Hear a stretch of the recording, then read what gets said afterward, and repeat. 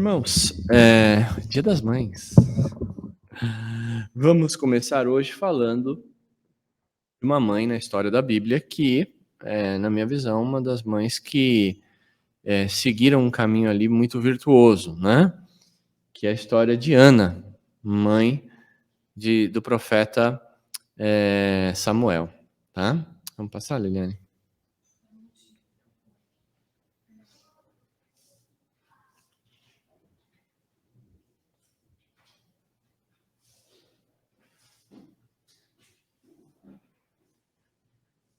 Sim?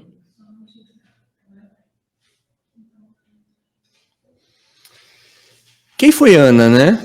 Então, assim, vamos começar lendo lá em 1 Samuel 1, para a gente entender, né? Quem era Ana, né?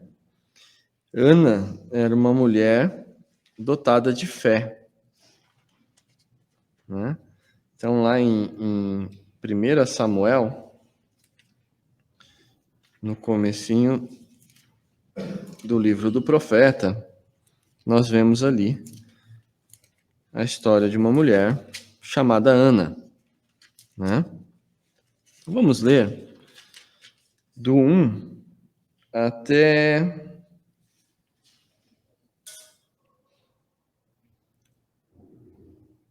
o 18, tá? Vamos lá. Houve um homem de Samataim Zofim, da região montanhosa de Efraim, cujo nome era Alcana, filho de Jeroão, filho de Eliu, filho de Teu, filho de Zufé e Efraimita. Tinha ele duas mulheres, uma se chamava Ana e a outra Penina. Penina tinha filhos, Ana, porém, não os tinha. Este homem subia da sua cidade de ano em ano a adorar e sacrificar ao Senhor dos Exércitos em Silo. Estavam ali os dois filhos de Eli, Iofoni e Finéias, como sacerdotes do Senhor. No dia que Alcana oferecia o seu sacrifício, dava ele porções deste a Penina, sua mulher, e a todos os seus filhos e filhas. E Ana, porém, dava uma porção dupla, porque ele a amava, ainda mesmo que o Senhor a houvesse deixado estéril. A sua rival a provocava excessivamente para a irritar, porquanto o Senhor lhe havia cerrado o matre. E assim fazia ele todo ano, e todas as vezes que Ana subia à casa do Senhor, e a outra a irritava, pelo que chorava e não comia. Então Alcana, seu marido, lhe disse: Ana, por que choras? E por que não comes? E por que não estás com o coração triste? Não te dou o melhor que 10 filhos? Após terem comido e bebido em Siló, estando ali Eli, o sacerdote, assentado numa cadeira, junto ao pilar do templo do Senhor, levantou-se Ana e, com a amargura na alma, orou ao Senhor e chorou abundantemente. E fez um voto dizendo: Senhor dos exércitos, se benignamente atentares à minha aflição de tua serva, e de mim te lembrastes, e da tua serva te não esquecereis, e lhe deres um filho varão, ao Senhor o darei por todos os dias da sua vida, e sobre a sua cabeça não passará navalha. Demorando-se ela no orar perante ao Senhor, passou Eli observaram-lhe o movimento dos lábios. Portanto, Ana só no coração falava, seus lábios se moviam, porém não se lhe ouvia voz nenhuma. Por isso, Eli a teve como embriagada. Ele disse: Até quando estarás tu embriagada? Aparta de ti este vinho. Porém, Ana respondeu: Não, senhor meu, eu sou mulher atribulada de espírito. Não bebi nem vinho, nem bebida forte. Porém, venho derramando a minha alma perante o Senhor. Não temas, pois a tua serva por filha, não tenhas, pois a tua serva por filha de Belial, porque pelo excesso da minha ansiedade e da minha aflição é que tenho falado até agora. Então lhe respondeu Eli: vai-te em paz, e o Deus de Israel te concederá a petição que lhe fizeste. E disse ela: ache a tua serva à mercê diante de ti. Assim a mulher se foi o seu caminho e comeu, e o seu semblante já não era mais triste. Irmãos, eu acho essa história aqui tão fantástica, né? Porque desde pequenininho, lá em Barbacena, quando eu frequentava lá a escola bíblica quando criança, que eu ouvia a história de Ana, né? Que era estéril, que não podia ter filhos, e de que ela fez um pedido a Deus, e no pedido dela, né, nas súplicas dela, ela faz uma promessa, a promessa de que se Deus a concedesse um filho, ela o daria de volta ao Senhor. Eu, na minha cabecinha de 5, 6 anos de idade, eu falava, para que pedir uma coisa para depois devolver? Como é que isso funciona, né? E demorou muito tempo para eu compreender, né? E eu digo para vocês que foi bem recentemente que eu comecei realmente a compreender essa passagem bíblica, né? E fazendo esse estudo e entendendo um pouco o retrato dessa mãe, né, Ana, o que nós percebemos, né? Que ela é uma mulher de extrema fé, por diversos motivos, por diversas situações. O que nós temos que entender, no contexto dessa passagem bíblica, é de que, primeiramente, naquela época, era permitido ter mais do que uma esposa, né? E, nesse caso, Elcana, né, que é o marido de Ana, tinha uma outra mulher, Penine. Mas em todos os momentos que você vê que os homens tinham mais do que uma mulher, sempre dava problema, né? É difícil de administrar uma, imagina duas, né? Então você imagina só, como é que funciona isso? Uma mulher era estéril, a outra tinha filho, e há ali uma competição natural. Mas Ana era uma mulher de fé, Penine não. E diz a Bíblia que o seu marido a amava ao ponto de lhe dar mais oferendas do que dava para a outra, né? E ele claramente se entristecia com a angústia de Ana, né? Mas conforme eu estava dizendo, apesar de ser permitido naquela época, né, os reis tinham haréns de mulheres, as pessoas tinham lá uma, duas mulheres, né? Porque a condição financeira não permitia que tivesse várias, né?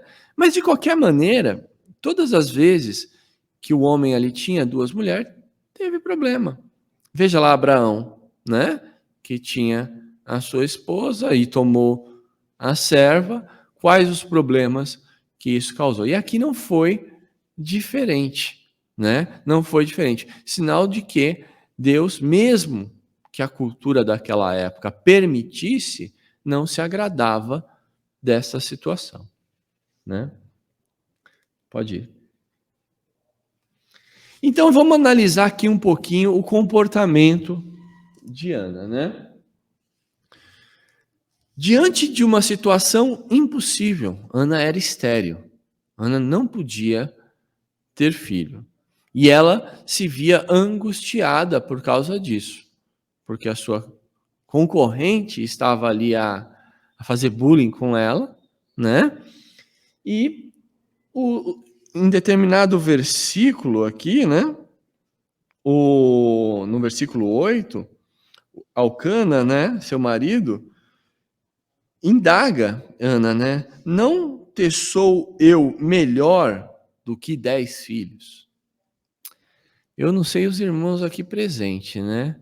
Mas quem conhece coração de mãe sabe que isso é uma comparação muito ridícula, Então é sinal de que diante da sua agonia, o seu marido não a entendia, mesmo a amando. Então, a quem Ana teria como recorrer? Somente a Deus. Somente a Deus, não é? E aí, uma outra indagação que eu me fiz quando estava fazendo esse estudo é o seguinte: por que Elcana não orava junto com sua esposa? Não clamava a Deus por um filho junto à sua esposa? Não é? Aí é que entra a unidade de família. Mas Ana foi persistente, né? Além de não ter a compreensão do marido, ela era perseguida por Penina, né? E mais, quando ela estava ali orando e clamando, o profeta zombou dela, a confundiu como uma pessoa embriagada. E quando ela dá a resposta ao profeta ali, né, para o profeta Eli não a confundir como filha de Belial, né,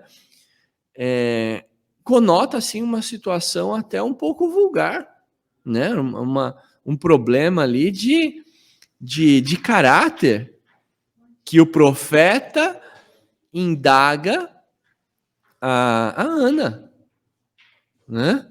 E aí você tenta se colocar nos sapatos de Ana, né? No papel de Ana. É inegável que ela tinha um marido que o amava, mas também tinha uma outra mulher. É inegável que ela clamava, né? E que o marido dela não a compreendia. E além disso, tinha uma outra fazendo bullying com ela. Então, olha a situação emocional que Ana passava. O marido não a compreendia, a sua rival a irritava, ela não tinha filhos. Para quem ela recorre? Ela vai para a igreja. E aí chega lá e o profeta zomba dela. Não a entende. Aí você consegue imaginar, porque nós, seres humanos, nós precisamos de âncoras, né? Nós precisamos de apoio.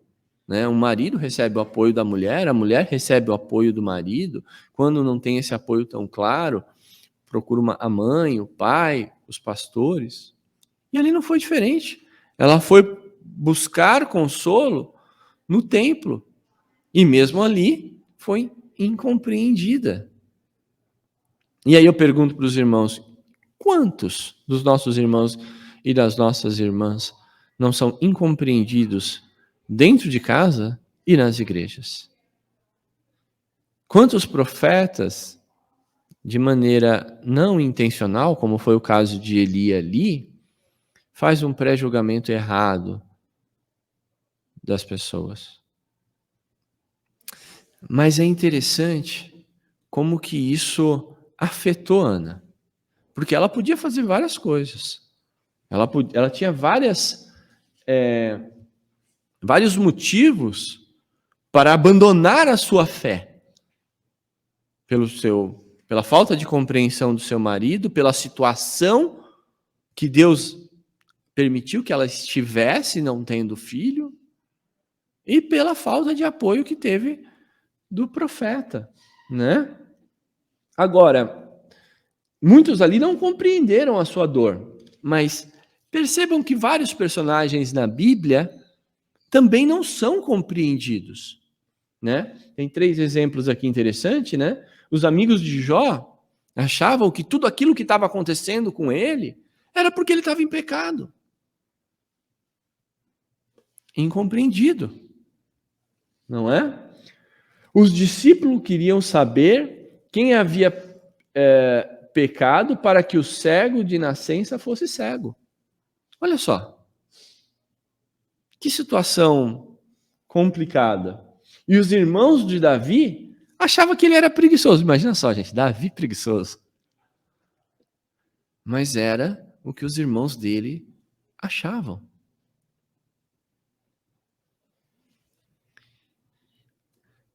A diferença de Ana é que Ana não estava com o olhar dela em homens.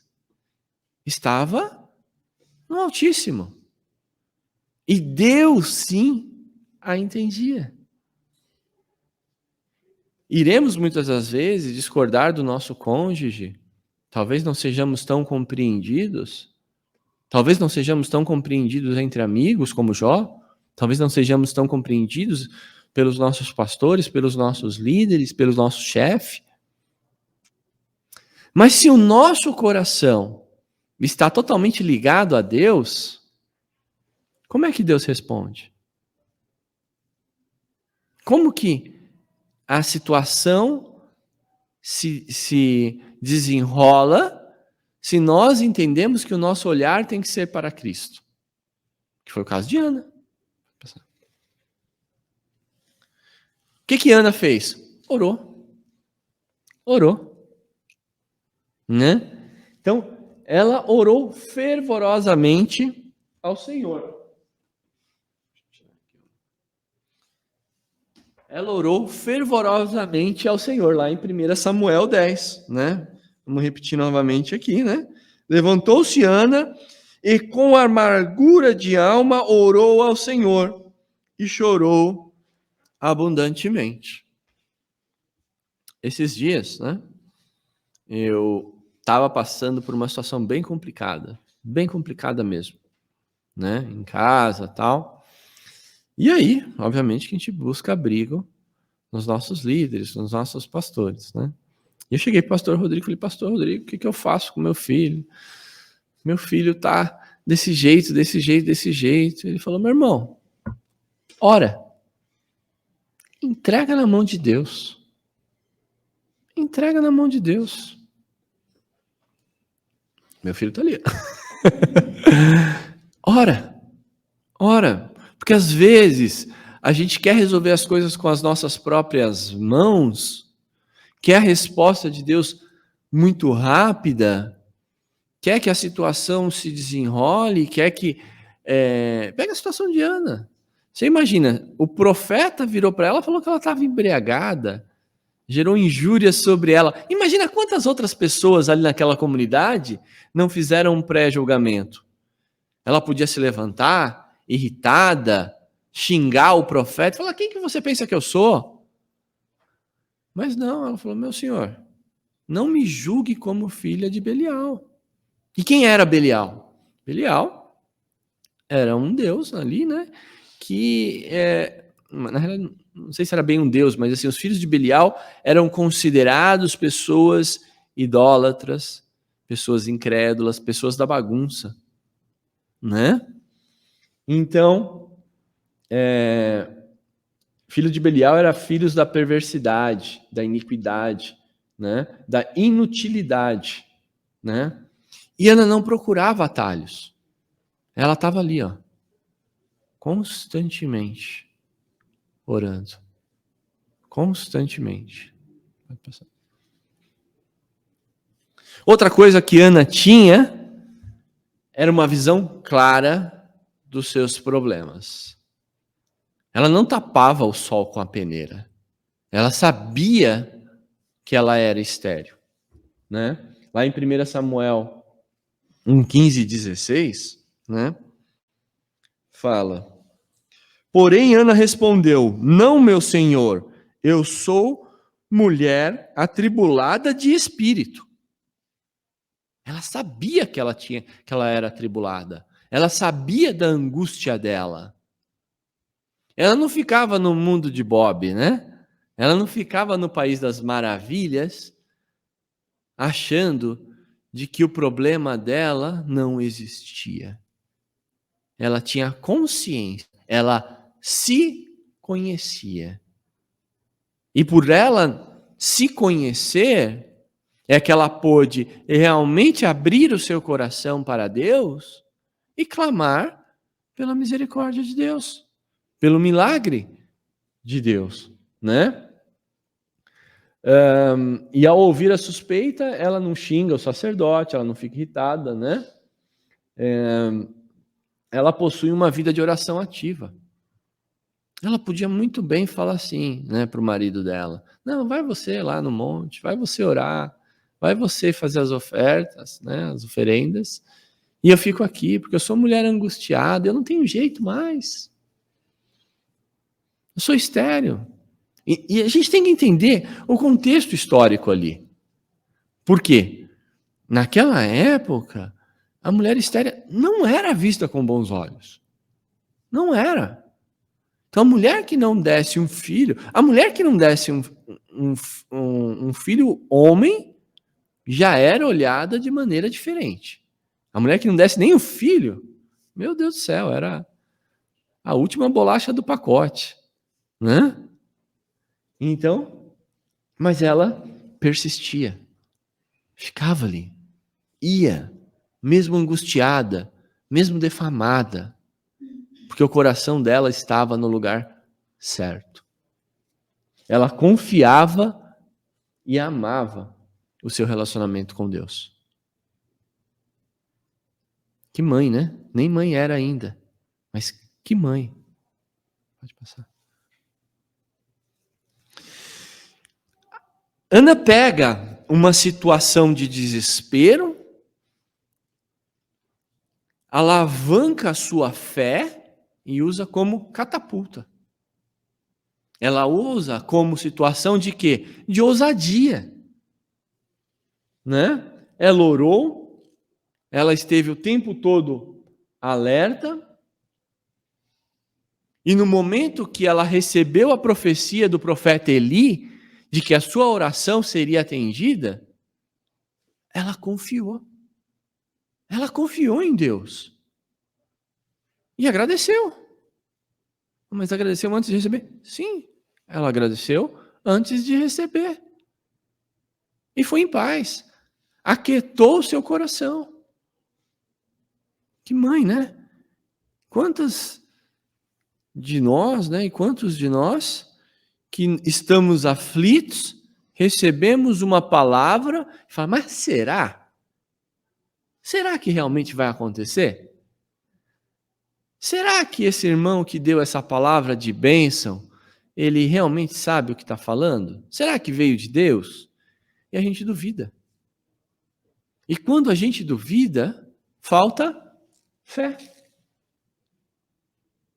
E quando falta fé, falta atitude. E quando falta atitude, falta tudo. Não é verdade? Então, assim, é importante que sejamos gratos. A Liliane já trouxe essa questão aqui algumas vezes, né? A minha avó, 93 anos, 93 anos, e desde pequenininho, quando alguém chegava para reclamar para ela, ela falava assim: a tudo dá graças. A tudo dá graças. Cheguei atrasado. Dá graças, você não sabe do que Deus te livrou. Ah, perdi dinheiro. Dá graça. Você não sabe por que você ia usar esse dinheiro. A tudo dá graça. A atitude de fé faz você se mover. A fé move montanhas. A gratidão apacenta seu coração. Não é? Então, aprendamos a demonstrar gratidão. Gratidão a Deus, gratidão ao irmão, né? Deus ama a gratidão. E a gratidão faz com que o milagre aconteça.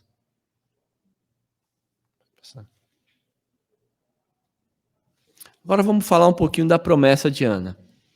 Eu comentei aqui com vocês que eu até pouco tempo não compreendia essa questão da Ana, né? Assim, como é que ela pede alguma coisa para depois devolver, né? Eu, quando era pequeno, que eu pedia para o meu pai comprar alguma coisa, eu queria para mim, eu queria um doce, eu queria uma bicicleta, eu queria alguma coisa. Chegasse um mês depois, meu pai pedisse de volta, eu falei, pai, mas você não deu? Deu, tá dado na porta do mercado. Não é assim? E Ana, ela faz uma promessa a Deus. Deus, se tu me deste um filho, eu o devolverei ao Senhor. Pode passar. Então, lá em 1 Samuel 1,11, está a promessa de Ana, né?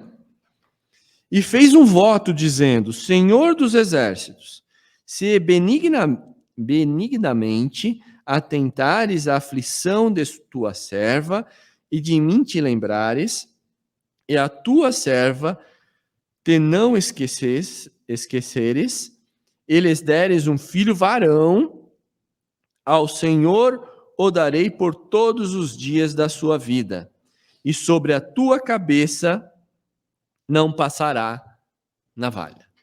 Pode passar. Sobre a tua cabeça não passará navalha.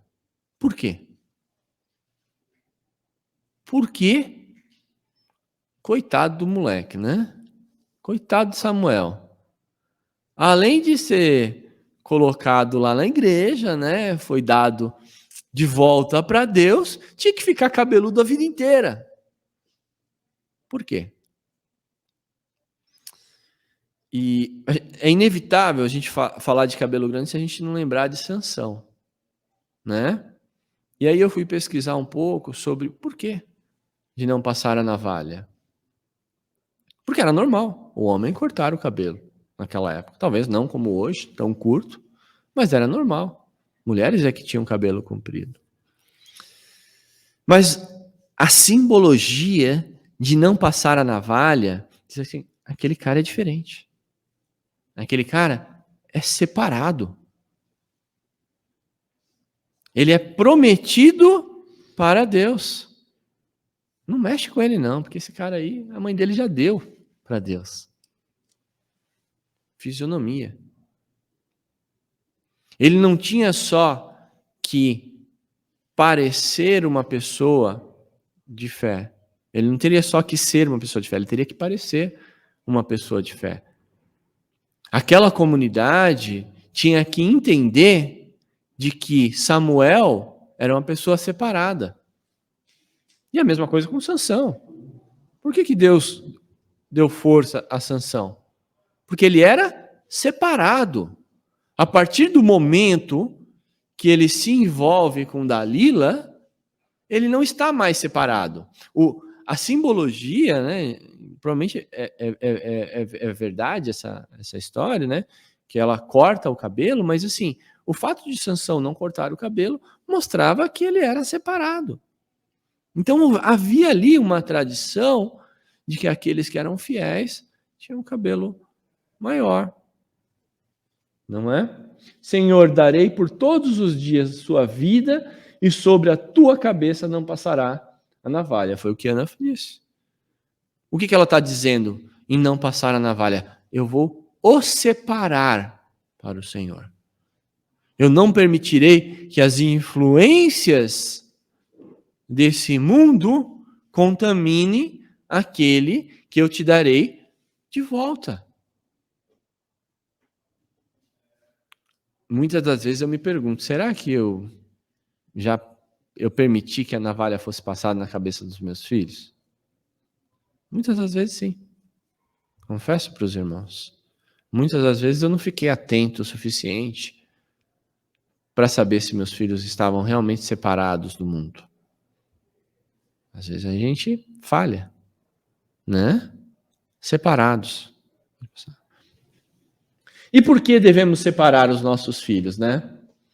Vamos ler lá em 2 Coríntios 9:6. Para entender um pouquinho o porquê da separação, né?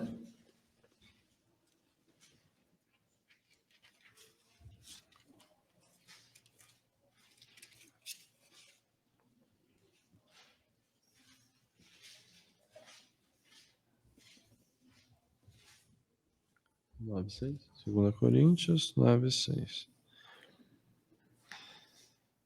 E estando prontos para punir toda desobediência, uma vez completa a vossa submissão. Oi? Não, eu estou no 10, desculpa. Estou difícil, toda semana estou errando o versículo aqui. É isso aqui. E isto afirmo, aquele que semeia pouco, pouco também ceifará. E aquele que semeia com fartura, com abundância também ceifará. Falamos a semana passada. Quem lembra qual foi o estudo da semana passada? Finanças. Sobre o que falava finanças? Semear. Né? E quando a gente separa os nossos filhos do mundo, nós estamos ali fazendo o quê? Semeando. Semeando aonde? Na vida deles. Nós estamos os separando, nós estamos deixando de passar a navalha na cabeça deles. Para quê? Para que a semente da liberdade em sua vida, e você terá acesso a grandes colheitas e bênção preparadas pelo Senhor. Aí vamos trazer um pouquinho para a nossa realidade. O que acontece com o pai, com a mãe, que deixa o filho solto? O que acontece? Ele se desvia. Quem sofre depois? O que o pai e a mãe vai colher depois? A gente falou semana passada, quem planta ventos, colhe tempestades. Então, quando você separa os seus filhos, é uma atitude de semear na vida deles. Você está colocando na vida deles, está investindo na vida deles, não porque a gente quer os controlar, mas porque a gente não quer que filhos nossos sofram. Então, nós vamos colher, nós vamos receber filhos virtuosos. Falamos aqui também de virtudes. Pode passar, Helena. Então, semeadura, né? Lá em 1 Samuel 1, 26 e 27. Vamos voltar lá para 1 Samuel. Opa.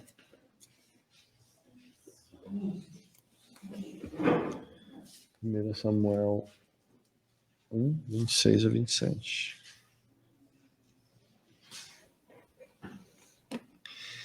E disse ela: Meu senhor, tão certo como vives, eu sou aquela mulher que aqui esteve contigo, orando ao Senhor.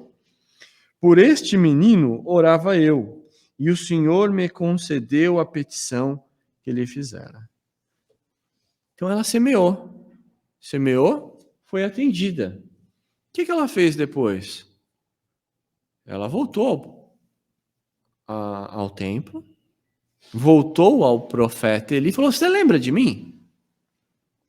Você lembra que você disse que eu estava aqui meio embriagada, com a cara cheia de vinho? Né?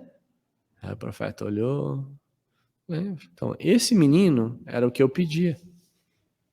Testemunho.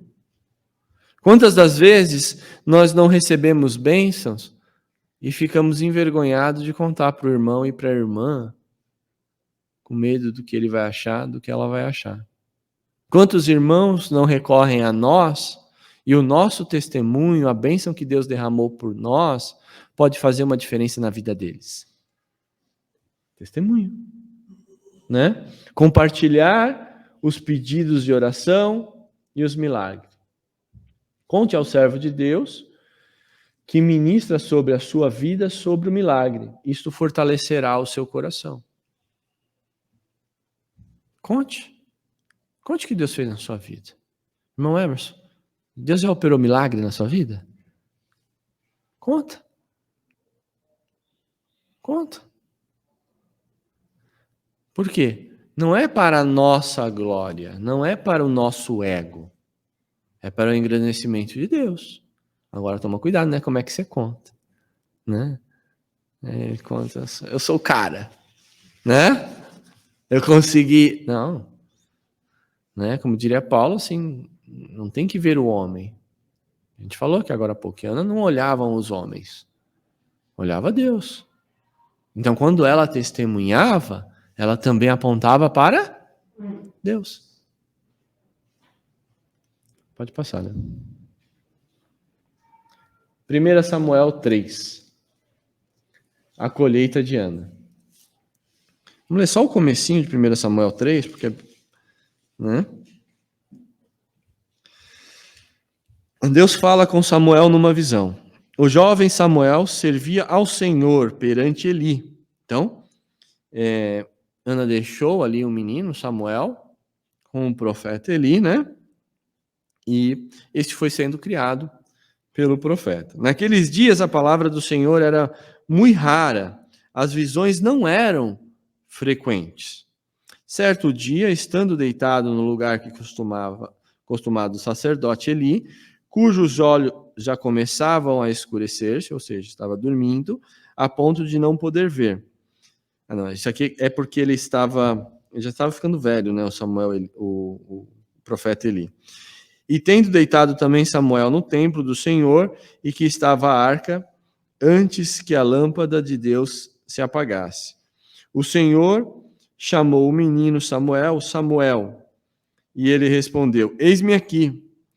Correu a Eli e disse: Eis-me aqui, pois tu chamaste. Mas ele disse: Não te chamei, torna a deitar-te. Ele se foi e deitou. Tornou o Senhor a chamar: Samuel.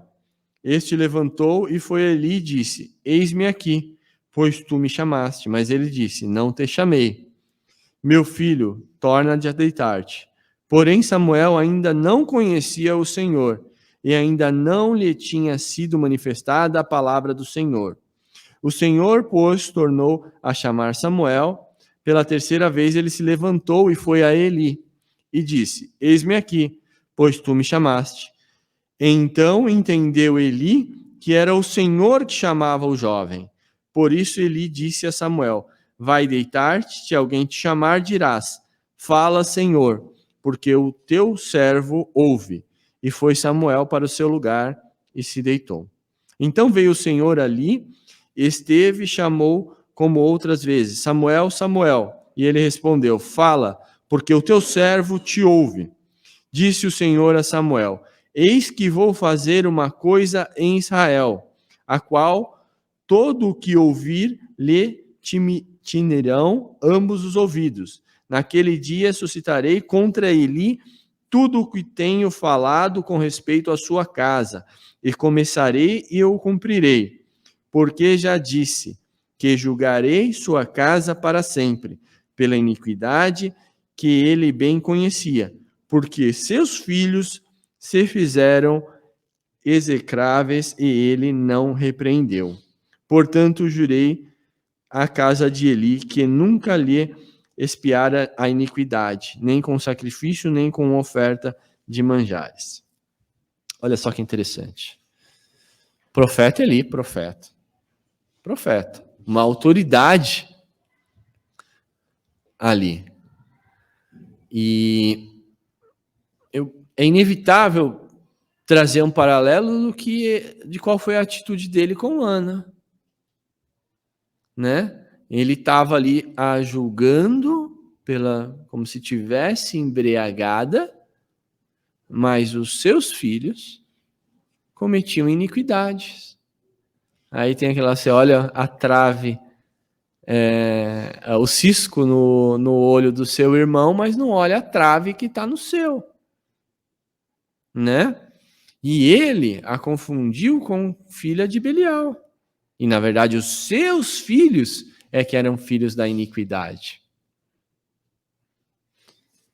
Mas a colheita de Ana não foi essa questão da maldição contra Eli, mas sim a revelação de Deus ao seu filho Samuel. Então, novamente, né, remetendo à aula da semana passada, Ana orou, semeou, colheu.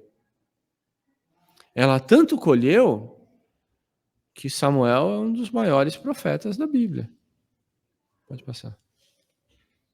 Então, lá em Atos 3, 24, 13, 20, a gente consegue ver o resultado da colheita de Ana.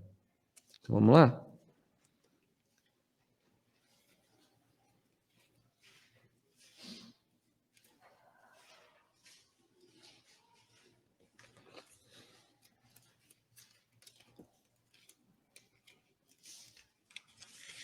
Atos 3, 24. Vamos ver se eu não erro hoje, vamos lá.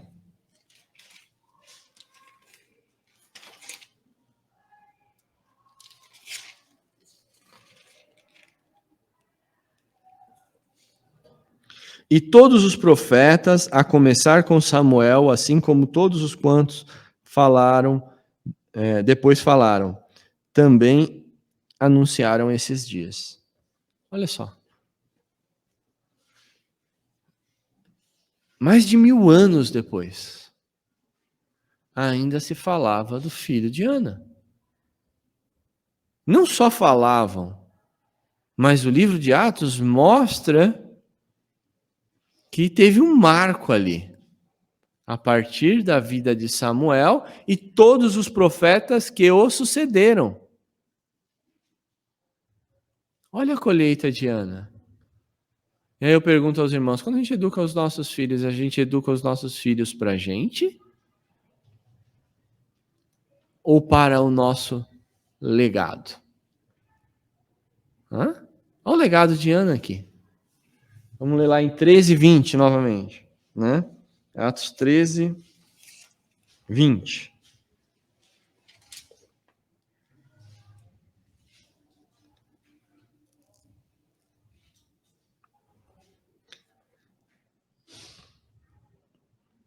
Vencido cerca de 450 anos depois disso, lhes deu juízes até o profeta Samuel.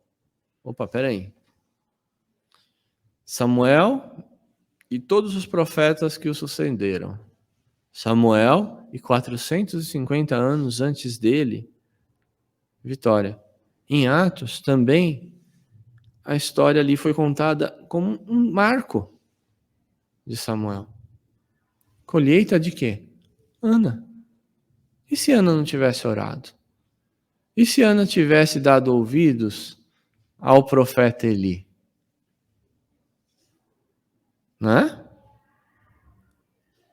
Então, legado de Ana. Vamos lá em Jeremias, para encerrar, 15:1.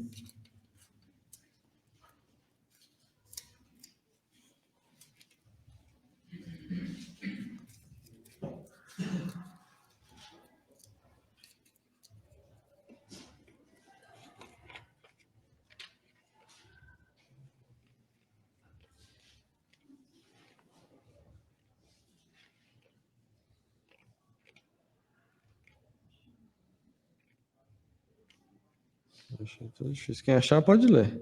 Eu estou perdido aqui. Disse-me, porém, o Senhor, ainda que Moisés e Samuel se pusesse diante de mim, não seria minha alma como este povo. Lança-os diante da minha face e sai. Olha só, né? Samuel foi colocado numa posição na história judaico-cristã como um marco. Moisés era um marco da história, né? Moisés era considerado um dos... não podemos comparar ninguém com Cristo, mas era considerado alguém muito próximo de Jesus em termos de marcos históricos. E Samuel está ali, ó, do lado. Então, irmãos, para a gente resumir aqui hoje e encerrar, né?